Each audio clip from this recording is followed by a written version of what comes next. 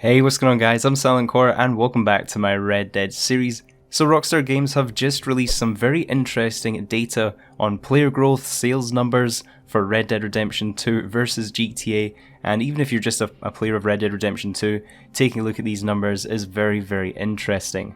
Now, if you didn't know already, Take-Two Interactive is the parent company of Rockstar Games, and they have an earnings call every quarter, which is mostly focused towards investors, but sometimes they give some details of upcoming Rockstar Games DLCs and updates, and what their future plans are. Now, I'll have the full earnings report down in the description below if you guys are interested in reading the full thing. It is very long. I'm basically just going to be highlighting the parts that you guys need to know. And also a quick reference, this quarter is actually fiscal quarter 1 of 2022. It's a wee bit confusing because the fiscal quarters work different from calendar years, so although we're still in 2021, we have now started fiscal year 2022. So let's jump right into these figures. First of all, we're going to be going over the sales of Grand Theft Auto 5 versus the sales of Red Dead Redemption 2 so far. I do want to give a big mention to Videotech here. He was highlighting all the key points as this sales call was taking place and put together these really nice images with a lot of the stats, so big mention to him here. But Rockstar confirmed that Grand Theft Auto 5 has officially hit over 150 million sold units. Guys, this is insane. GTA 5 just seems to just never slow down, especially with this pace of updates they're getting. Red Dead Redemption 2, meanwhile, has sold over 38 million copies of the game, and Take-Two has sold another million during that last quarter since the last Take-Two investor call. Now, 38 million does sound slightly inferior compared to Grand Theft Auto 5 with its 150 million, but 38 million for this game is still very impressive, especially considering Grand Theft Auto 5 has now been sold on 3 different generations of consoles. Another very interesting stat to take a look at is the growth of GTA Online and Red Dead Online. So first of all, GTA Online has actually received a 72% increase of new players during the last quarter.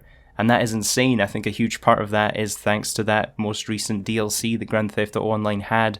The Los Santos Tuners update was a very well received update. It was had a lot of content, there was a lot of new vehicles added into the game, there was a whole social hub added to the game, it brought a lot of old time fans back into the game with a lot of great contact missions, even some heists and robberies.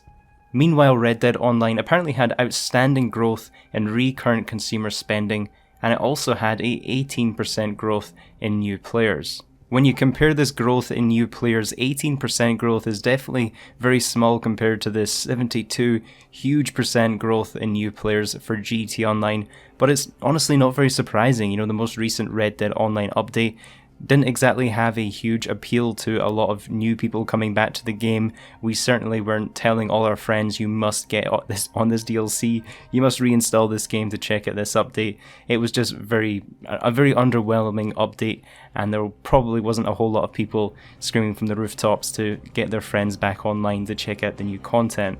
Rockstar did also discuss their expanded and enhanced edition of the game. Now obviously we only have a Grand Theft Auto 5 remaster confirmed for next gen. We don't currently have confirmation of a Red Dead Redemption 2 expanded and enhanced edition, but I think it is very likely we will be getting one since the game has still not really been optimized on next gen consoles. And not to mention, the quick resume feature on the Xbox Series X and Xbox Series S actually breaks the game. It completely breaks Red Dead Online and GT Online. It kind of breaks the cycles that these games have on their daily refresh. So you have to either refresh your cache, X out to the dashboard, or just completely disable this feature to get these games to work. Rockstar basically said they're going to be sharing more details of the anticipated port on the Grand Theft Auto 5 Expanded and Enhanced Edition in the months ahead. And guys, this game is supposed to be coming out in November, and we have almost no information and almost no gameplay or screenshots or anything of what this game is going to look like. It's pretty insane.